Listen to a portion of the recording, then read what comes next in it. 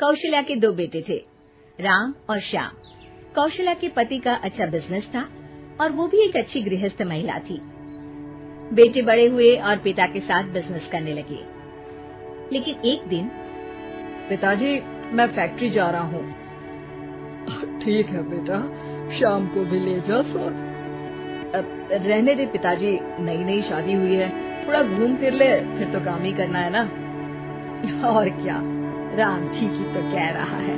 अब दोनों बेटों की शादी हो गई है, आप चिंता ना करें, दोनों समझदार हैं। कुछ दिनों तक तो घर में सब कुछ ठीक चलता है, लेकिन एक दिन श्याम और उसकी बीवी, माँ, पिताजी हमें हमारा हिस्सा दे दो, हम अलग रहेंगे। अरे नहीं नहीं, मैं ऐसा नहीं करूँगा। बड़ी मेहनत से मैंने ये बिजनेस खड़ा किया है, जीते जी तो मैं इसका बंटवारा बिल्कुल नहीं करूँगा। नहीं करूँगा? ये कैसी बात होती है पिताजी? क्या सारा जीवन में जॉइंट फैमिली में रहूंगी? अरे पर बेटा, हमारे घर में इतने नौकर चाकर हैं, न किसी चीज की पाबंदी है, फिर क्यों अलग होना चाहती हो? एक साथ जीवन कितना अच्छा लगता है। हर कोई हर किसी के लिए, हर किसी के साथ खड़ा होता है।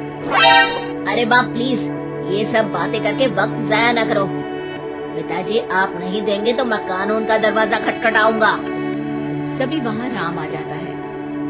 पिताजी कोई बात नहीं, आप इसे इसका हिस्सा दे दीजिए। हमारे घर की बात बाहर जाए ये ठीक नहीं। और हाँ, मुझे पिताजी के कपड़े वाला कारोबार चाहिए जिसमें मुनाफा ज्यादा है। लेकिन एक वही तो कारोबार है जिससे हमारा घर अच्छे से चल रहा है, बाकी तो हम अभी एस्टैब्लिश कर रहे हैं बेटा। देखिए पिताजी, वो कुछ मैं नहीं जानता, घर चले या नहीं, मुझे बस चाहिए मतलब चाहिए। हाँ। सब श्याम को समझाने की कोशिश करते हैं, लेकिन वो मानता ही नहीं है। ठीक है, अगर तुम्हारी यही मर्जी है तो यही सही, लेकिन मेरी भी एक शर्त है, ये लेकर तुम इस घर में दोबारा कदम नहीं रखोगे। हाँ हाँ, तो रहना भी कौन चाहता है?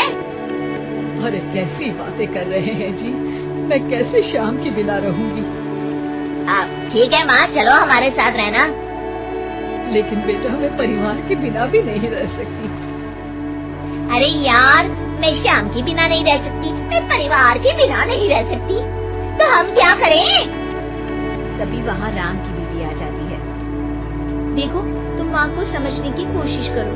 सारा जीवन उन्होंने परिवार के साथ निकाला है, तो घर टूटना किसी को अच्छा नहीं लगता। परिवार साथ रहने का नाम होता है। ये ज्ञान की गंगा किसी और दिन बहाना, टाइम लेकर आऊंगी मैं। फिलहाल तो हमें जाना है, चलो ना श्याम। दोनों घर से अलग हो जाते हैं। राम और उसके पिताजी एक नया कारोबार नए तरीके से शुरू करते हैं।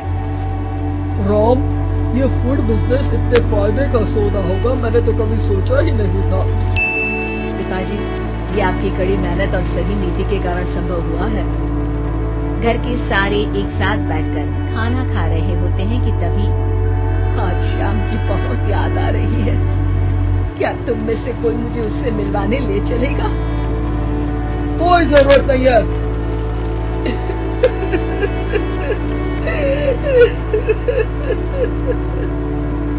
कौशल्या रोने लगती है कि राम बोल पड़ता है। माँ रो मत, मैं आपको कल उसके घर ले चलूंगा। अगली शाम दोनों श्याम के घर जाते हैं, जहाँ श्याम की बीवी साड़ी नहीं बल्कि स्कर्ट पहनी होती है।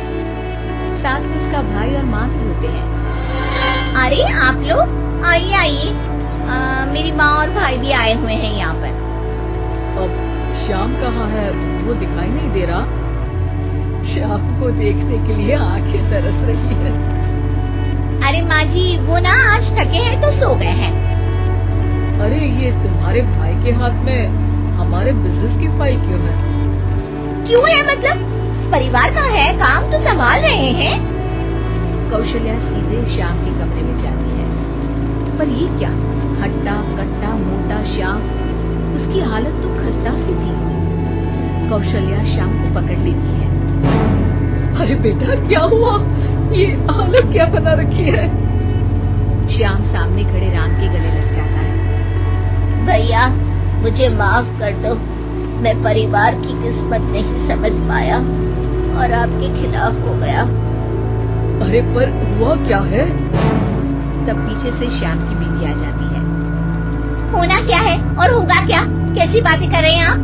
चलिए ड्राइंग रूम में, मैं आप लोगों के लिए चाय नाश्ता बना देती हूँ, फिर फुटो यहाँ से। श्याम उन लोगों को बताने ही वाला होता है, लेकिन उसकी बीवी और भाई के आ जाने के कारण वो कुछ नहीं बता पाता।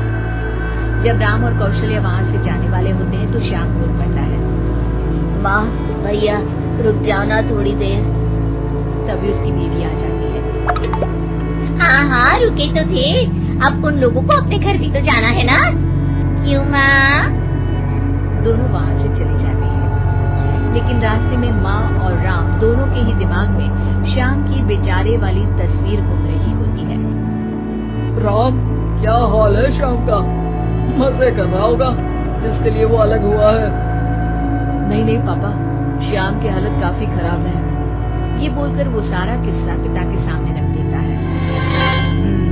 ये डर मुझे था, इसलिए मैंने श्याम को अलग तो कर दिया था, लेकिन भविष्य के लिए एक डोर अपने ही हाथ में रखी थी। कैसी डोर पिताजी? वो तुम्हें कुछ ही दिनों में समझ आ जाएगी। एक दिन एक वकील उन लोगों के पास आता है। नमस्ते सर, आपको जो डर था वही हुआ। श्याम ने अपनी सारी प्रॉपर्टी को बीवी के नाम कर दिया है। तभी वहाँ श्याम रोते हुए आता है। पिताजी मुझे माफ कर दीजिए, मेरी बीवी ने धोखे से मेरे साइन करवा लिए हैं। अब मैं कहीं का नहीं रहा। सारी प्रॉपर्टी लेने के बाद उसने मुझे घर से बाहर निकाल दिया।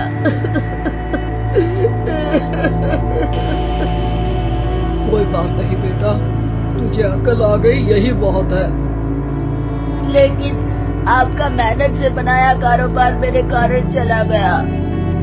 मैंने कोई कच्ची गोली नहीं खेली है बेटा।